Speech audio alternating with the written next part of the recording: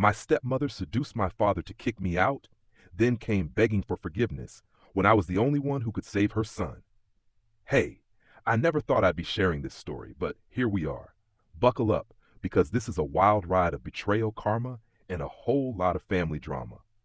A little backstory. When I was 16, my dad married her. Let's call her Karen, because of course. Karen was everything you'd expect from a stereotypical evil stepmother. She was sweet as pie to my dad, but cold as ice to me. At first, I thought it was just awkward adjustment stuff, but it didn't take long for her true colors to show. Karen started planting seeds in my dad's head.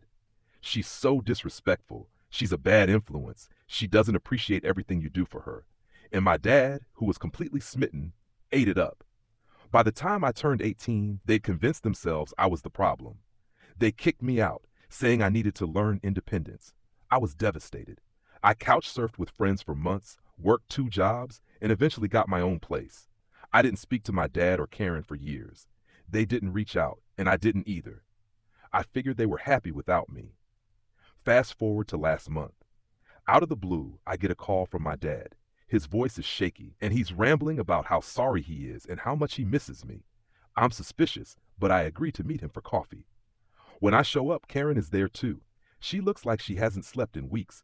My dad starts crying, saying how much he regrets how things ended. Karen chimes in, saying she's been praying for reconciliation. I'm not buying it. Why now, I ask. That's when Karen drops the bomb. Her son, my half-brother, who I've never even met, is in kidney failure. He needs a transplant, and guess who's the only match in the family? Yep, me. I just sat there, staring at them. Karen starts sobbing, begging me to forgive her, saying she'll do anything if I just agree to help her son.